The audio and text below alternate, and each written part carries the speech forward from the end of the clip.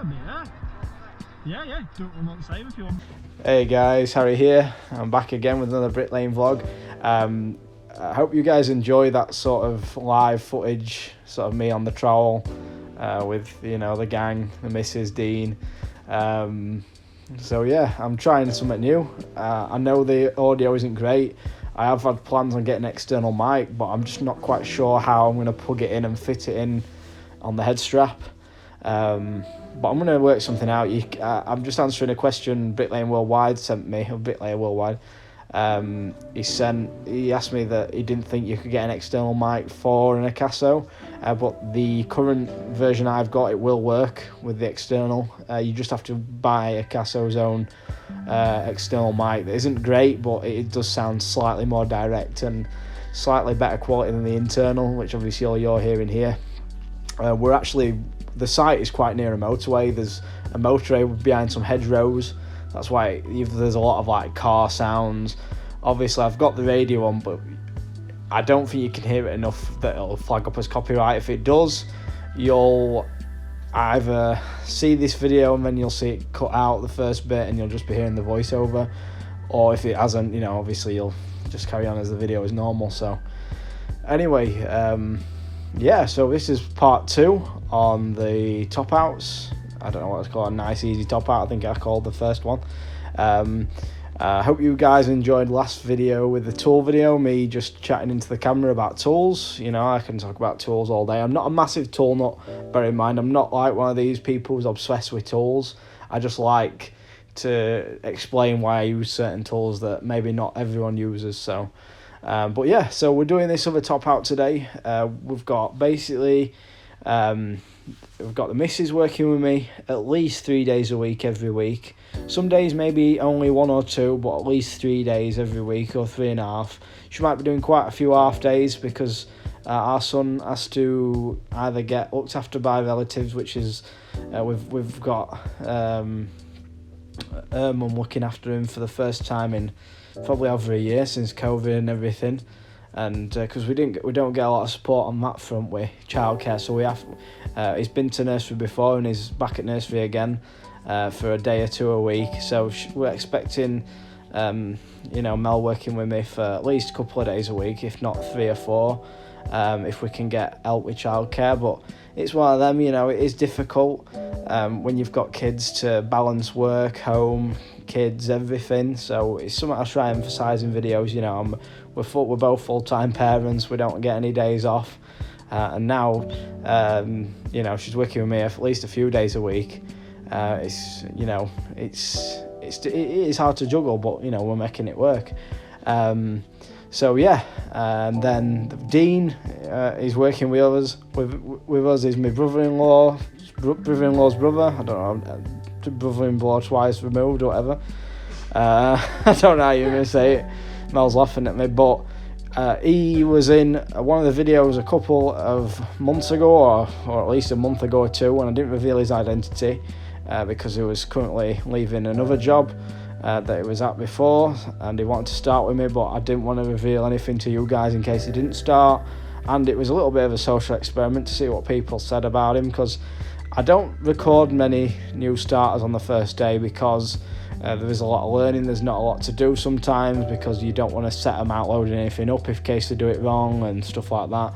And there's a lot of goes into running a gang and still having a good day's work, having a laugh, being relaxed, not being stressful, because it can be the wrong lads working you up with can be stressful. Like for instance, you'll see my missus sat down doing the pointing. The scaffold's tight. Me and the missus, we're not the smallest of people. We can't fit down tight spaces, and she was pointing up all day. And you might think straight away, well, someone sat down pointing, but when you've got like the missus has got scoliosis from birth, and she has trouble with her back constantly, and obviously bricklaying, labouring, odd carrying, whatever you want to call it, isn't best for that. But we're making it work. Any low pointing where we're trying to limit bending and stuff, it's best to sit on a milk crate out the way. We can move over her when she's pointing. She's trying to limit the lifting at the moment, just with one thing and another, but she's working up to everything, building up, and that's why you'll see a lot of the time she's just sat down pointing up. She did every bit of pointing today, which was fantastic.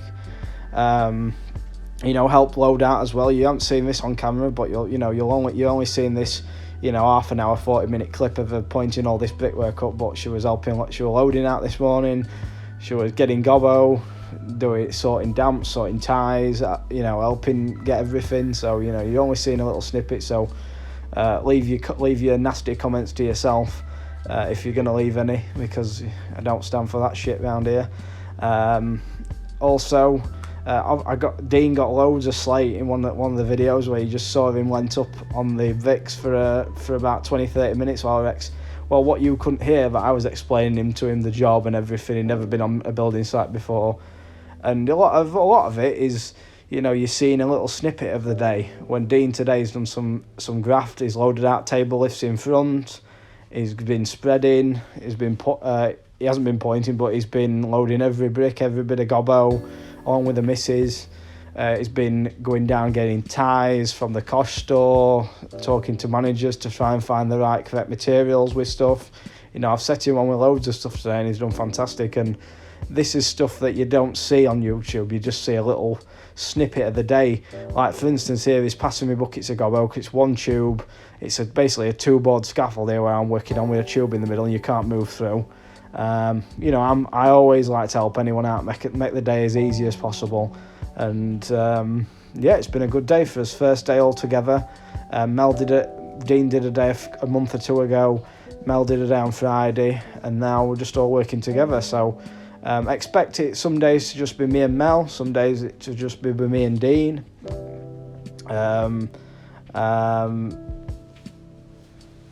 So basically, that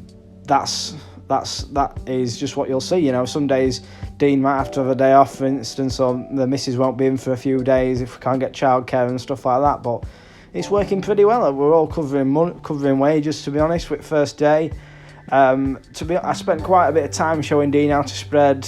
I spent quite a bit of time with a bit of a tie wire debacle we had this morning. We lost his tie setting tool because it had to go to another site, and we had to bend the ties and bang them in. Then we got told there were some different ties, and we were messing about for a little bit this morning. So, and with being Dean's first proper day with everyone here, I was just trying to figure out how to manage everything and how to get gear. He's going down asking forklifts for gear drops as well. So there's lots of things that go into making a decent gang, and it's seeming promising from the first day. I'm not saying it's going to be the best gang and it's going to make me shitloads of money. I'm probably not going to make loads of money for the first week or two, or even the first month. I'll probably be just making the same as I was before. But when we start getting up to speed, Dean gets up to speed, the missus does, that's when you start making a little bit more.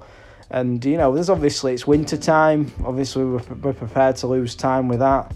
So yeah, it's just one of them. But it's going well so far.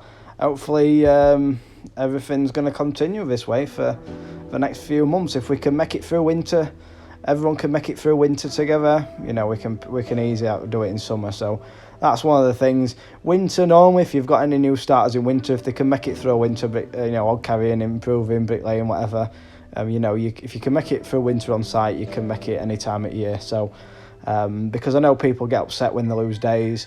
Luckily, Dean understands and is well and truly prepared to either do a Saturday if we lose a day in a week, or work a bit of overtime if we lose half a day or whatever. Which I've explained to him. It is what it is. If we lose half a day, we lose half a day. It is one of them. But I said to him, we can always make up for it if you want. If you're prepared to work a bit longer with me, you'll always get paid overtime for if we're working late. So. I've had to let a couple of lads down who I was talking about giving them a start. Basically, the brother-in-law, he's been on the list of starting for at least 2, 3, 4 months now, at least 3 months. And I didn't think I was going to get another plot on this site because of, at the time, there wasn't a lot ready, but there's been a lot of plots available now. We'll be starting a new plot either tomorrow or the day after, depending on when we finish these tables. There's only really just over half a day's work in them. There's about 100 and odd bricks in this one that you see me doing today because we've finished this gable. and then there's about 100 and maybe 30 in the other top of the other tables. So there's like 300 bricks, I would say, in total left to lay on these tables. So probably half a day's work if I can get everyone pointing them up after I've built them, and everyone getting every bit of gear for me. So then we're going to start loading another plot.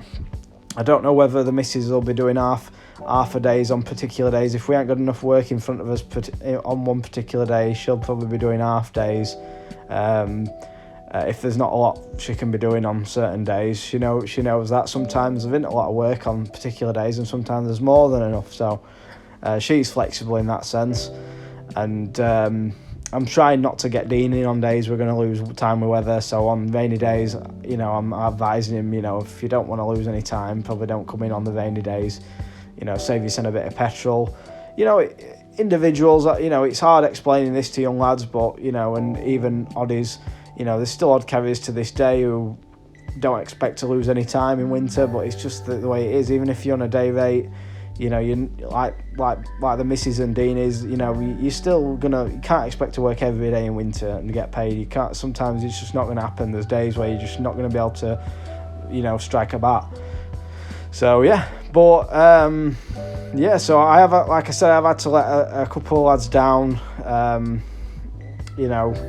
who wanted to start. I'm sorry, I don't know if they watch the videos, but I apologise to them. I did say to everyone, I will contact them if anyone falls through. Like I said, Mel don't plan on stopping anytime soon, but injuries can always occur. Dean don't plan on stopping anytime soon, but things can always change for people. I never say never, but I expect people to give it at least a few months. But there's always people. Everyone's self-employed. No one's tied down to anyone. So I expect in this game people to come and go. I've had lads start with me in the past before Mel and Dean started, and they've come for 2 days and then gone to somewhere else, jacked up, or gone for 2 weeks, jacked up. So you can't always expect, an employer, for instance, if you can class me as that, because we're all self-employed anyway. But you can't class someone giving you a start to always come through on the first phone call, or always give you a start when you ring.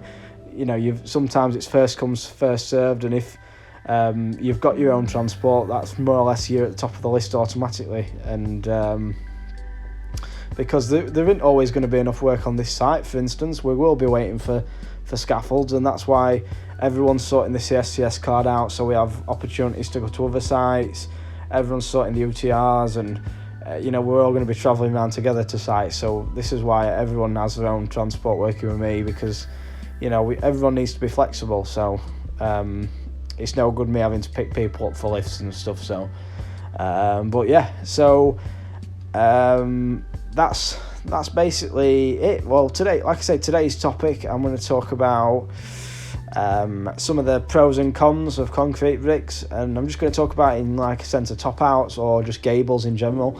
But because we are starting a fresh plot soon, I'm going to have to be laying a lot, and especially with these two helping me, we're getting through a lot of gear. We're probably doing a minimum, because these tubs are very, very, very full. They're brimmed all the time.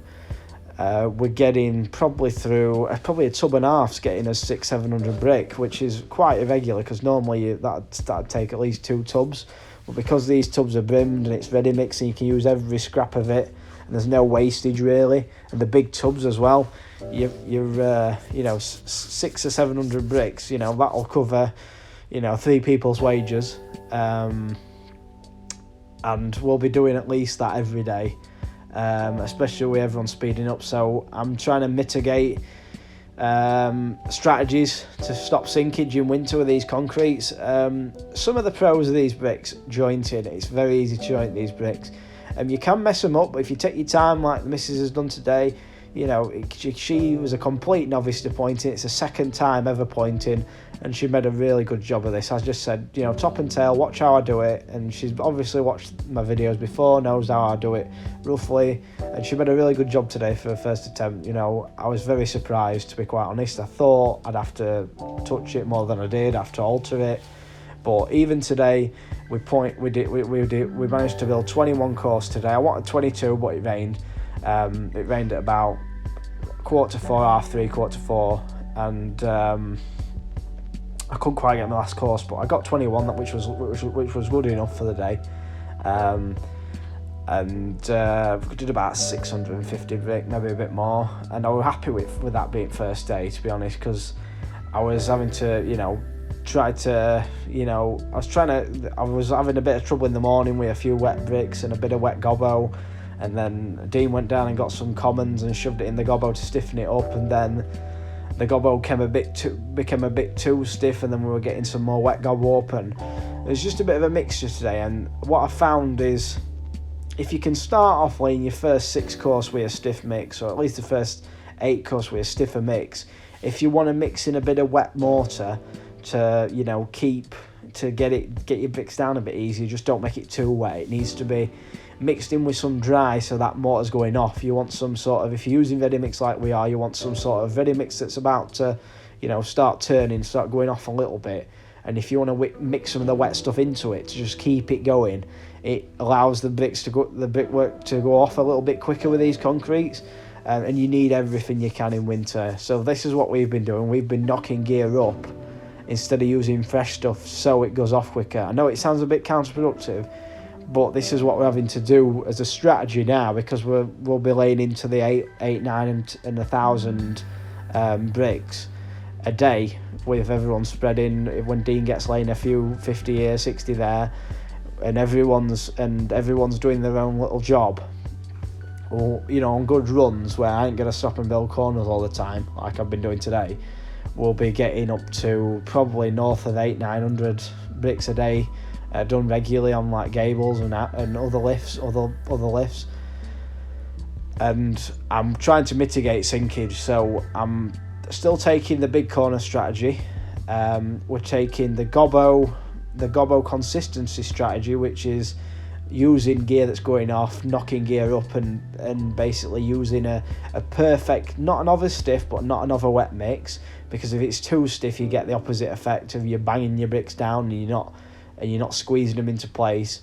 But then if it's too wet, it's just too wet, and they're going to start sinking. So you've got to be really delicate with your mix here, especially on ready mix. With silo you have a bit more play, where you can get the gobbo a bit stiffer if you want, but then you have the opposite problem if it goes off too quick, and then you're always knocking it up, and then you can maybe make it too wet sometimes, and it won't go off as, sometimes it won't last long in the tub, so you've got to get it wet and stuff like that. You have its own set of problems. Silos breaking, silos running out, and with the material shortage at the moment, I want to stay on here because ready mix we're not having any problem getting deliveries, whereas silo mortar, there is, because it's you require, relying on HGV drivers to deliver it, and with the cement shortage, they're not able to get you the silos refilled quick enough. Whereas with the ready mix, it all comes mixed from a company in a little mixing wagon, and that just comes every day, and it's just easier, more consistent to get your gear.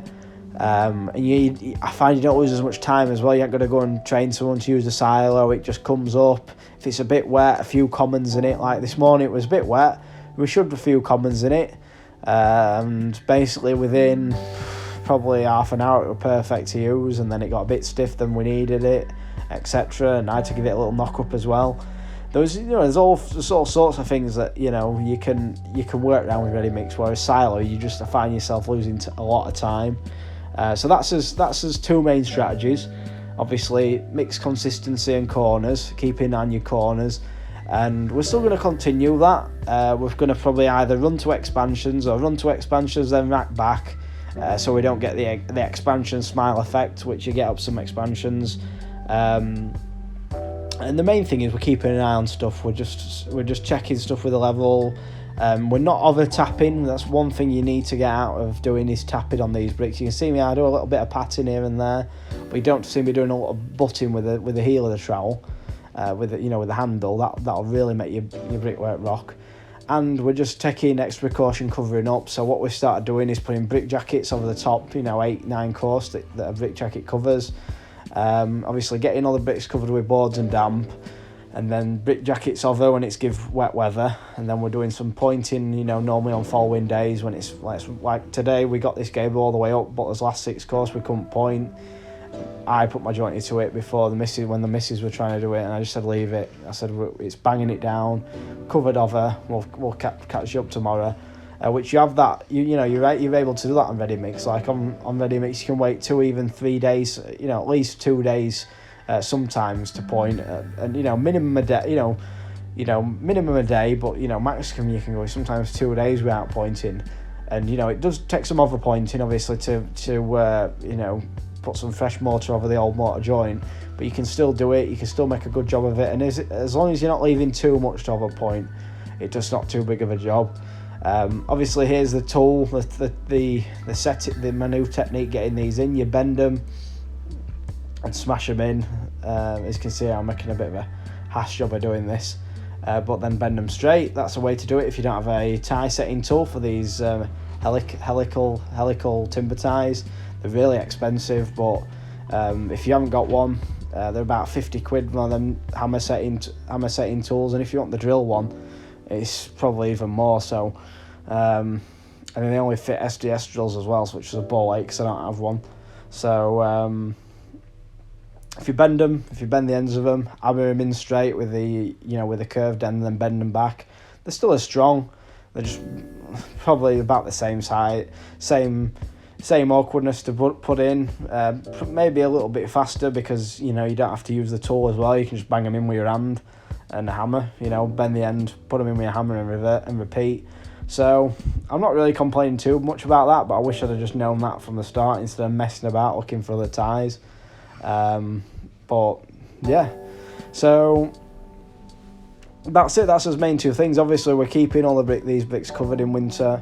You know, we are prepared to, if it does rain, to get covered up quick because they don't take much water, these, but it's not the end all be all. You've just got to be really smart with these, and I think a lot of guys who come to concrete bricks, they just treat them like clay bricks, and they don't realise, you know, what you're capable of doing with them and what you can't do with them. Like, you know, if you've got wet bricks, just don't try laying these concrete. Stack them on a comb and cover them up with a board and leave them, and try get a drier pack. That's all I can recommend. You know, you can't use them saturated, but you can't use any bricks saturated, to be honest. And then if you've got, you know, bricks that are a little bit wet, you need your stiffer mix. You need your stiffer mix. Take a bit of time, and even if you convert to traditional for a while, until your mortar gets a bit more workable and you can get to pick and dip and stuff like that, do so. Also on these gables, I didn't mention before, I always do all my piecing in as I go. I don't leave any cuts out, which I've seen people do before on these. Fill in your cut-ups if you go, don't leave any pieces out. Especially on these, you know, these fascia and soffit cut-ups, you only need to shove a bit of piece behind the gable ladder. Fill in any you know, white spots you can see. All good, and always wipe your plastics off afterwards. It always looks a lot better. That's something I'll be doing. As you can see, I'm building corners. I took the same strategy as last video, as I mentioned. 7 brick long, 7 course corner at the bottom with a big level, and then put me damp on with my stapler. This time my stapler is a lot faster. It worked fantastically. And then I went out again 10 bricks for a 10 course corner, so that took me a total of 16. And then when I was 16, I did another 6 course corner to get us 22. Obviously I only got 21 today because I only went 5 of my 6 course corner I built. But that's probably the best strategy I can recommend for anyone on these concrete bricks. If you're on clay bricks, you can do the one and done run method. I might try using the clip method, to where you clip the line over the fascia and soffit and run one at a time. The only downside to this, which, you know, it is a downside and it isn't, is that you're basically relying on that corner brick not to move. And with these concrete bricks, they do tend to move. If you tingle anything to one brick, it can move.